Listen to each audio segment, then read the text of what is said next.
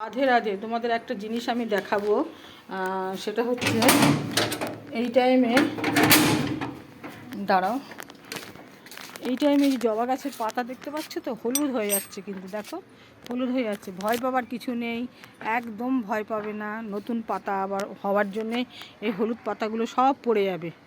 এই টাইমে তো গাছের পাতা ঝরে যায়, তোমরা তো সবাই জানো। সেই জন্যে ভয় পাওয়ার কোনো কারণ নেই। জবা গাছের পাতা ঝরে যাবে, আবার নতুন রূপেও সুন্দর করে পাতা দেবে। দেখতে পাচ্ছ? এই দেখো গাছের পাতা কিভাবে হলুদ হয়ে যাচ্ছে, দেখো। এই যে একটু ম্যাগনেসিয়াম সালফেট গাছের গোড়ায় দিয়ে দেবে, রটা দেবে না, জলে গুলে দেবে।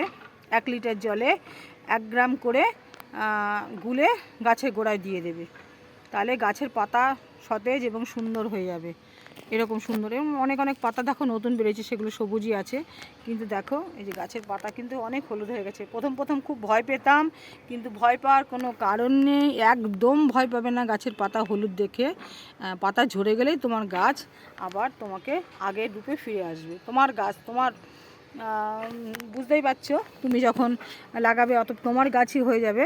সেই জন্যে এই যে পাতাগুলো দেখতে পাচ্ছ, এই যে দেখো কত পাতা পড়ে আছে, এই দেখো কত পাতা পড়ে আছে, এই দেখো।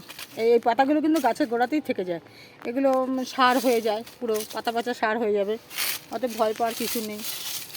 এই যে আমি কয়দিন আগে ভার্মি কম্পোস্ট দিয়েছিলাম গাছের গোড়ায়, এই দেখো কম্পোস্ট দিয়েছিলাম মাটিটাকে যাতে ঝুরঝুরে থাকে।